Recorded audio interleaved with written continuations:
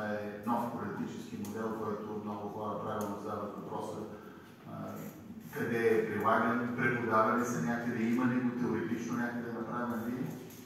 И тъй като отговорът е не, ние сме го създали за България, но той може да се използва в всички държави, които искат и вече има интерес. Затова правим тези разяснителни посещения на градовете, в които да отговаряме на въпросите ви за нещата, които може да възникнат като въпроси. Преди около 6 месеца започнахме тези пътувания. Те не са свързани само с изборите, сега просто съвпадат. Тоест, наша цел е в големите градове поне един път годишно да може да присъстваме, да задават хората въпроси и ние да отговаряме. Тоест, личното присъствие за нас е много важно и не само да се движи от местните координатори, а да получавате и отговори, ако имате на въпросите, които задават. Тъй като всичко това се записва и се качва в интернет, началото е почти същото като при другите участия в разясняването на проекта демокрация, така че ще мина върху него първо, след което ще може да задавате всякакви въпроси, свързани с световна политика, европейска, българска, самата платформа, изборите, които предстоят. Това е идеята. Пряката демокрация е според нас висшия и завършен стадий на представителната демокрация и въобще на демокрация. Защото всички сте наясно, че в тази демокрация, в която живеем, очевидно има проблеми, които не могат да бъдат решени. И ние смятаме, че сме решили тези проблеми с начина, по който сме сглобили новия политически модел. Когато изберете една партия и я избирате заради нейния лидер и някой подържи около него, когато влезнат в парламента, те излъчват изпълнителната власт, министрите и заместник и министър-председателя. И обикновено повече от половината министри не сте ги чували и виждали кои са и не ги знаем. Това са точно представителите на задкулисия и на кръгове, които финансират политически партии за ползи, които всички наричаме ние задкулисни или олигархични. После двете власти, изпълнителната и законодателната, излъчват съдебната власт и лека по лека, това, което видяхме сега в най-грозния вариант, регулаторите, всичките те са партийни назначения.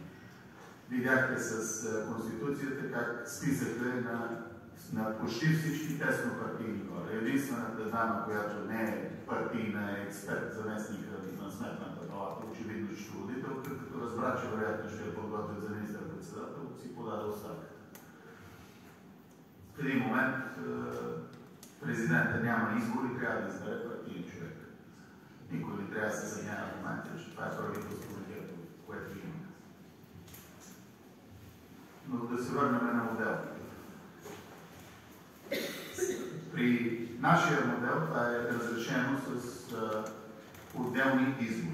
Тоест, веднъж трябва да се гласува за Министерски съвет, но с предварително посочени министри и министър-председател, като предизборната кампания, която те трябва да проведат, е в националните медии БНТ и БНР, да излезнат целият екип от министри, целият Министерски съвет и да бъдат разпънати на кръст, образно казано, от журналисти, които да им задават въпроси как ще управляват, как ще работят заедно, как ще решават проблемите на хората. И всичко това се записва и освен, че се излъчва, може да бъде отново гледано до поискване.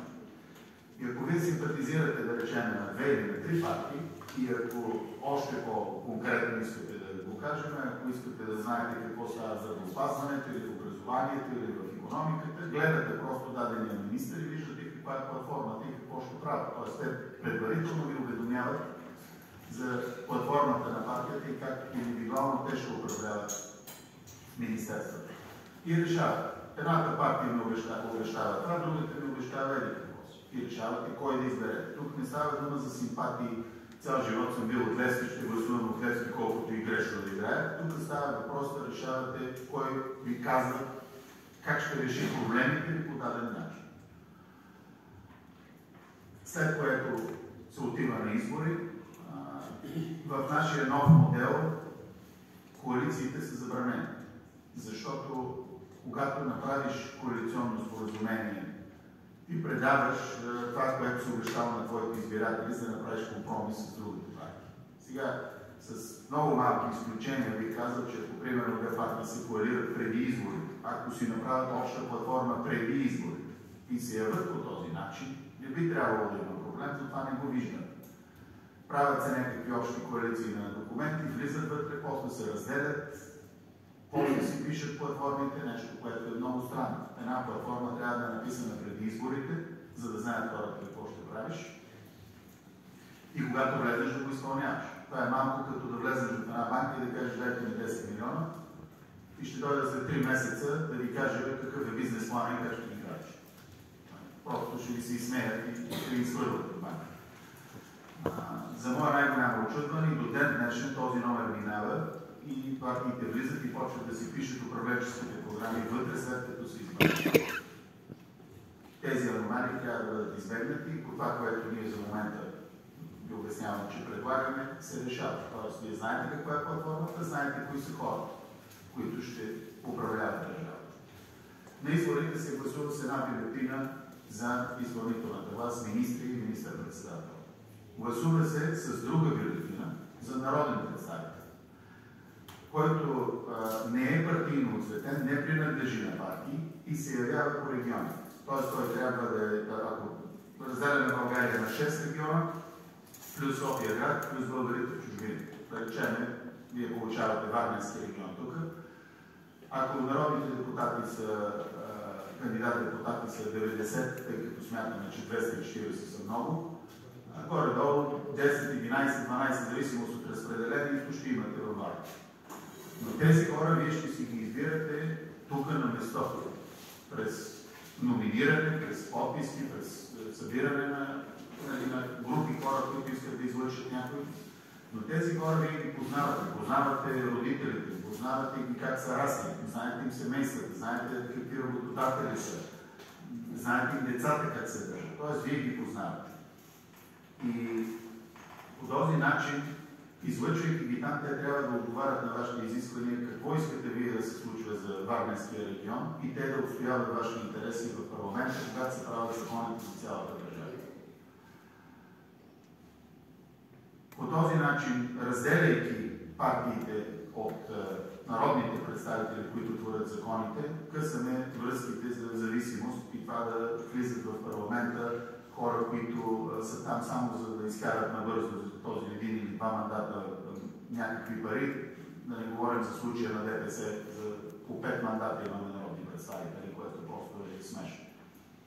Целта ни е законите да са кратки и ясни и да не могат да се тълкуват в двете посоки. Тоест, те ще влизат вътре да правят закони и още нещо. Все пак, за да влезе един човек, който да прави закони, той трябва да има необходимия понятиен апарат, как това се прави. Не говоря за ценз. Не говоря да е висшист, може да не е висшист, но да е много интелигентен и да е настроен да помага на обществото човек. Но все пак да правиш закони не е никак лесно.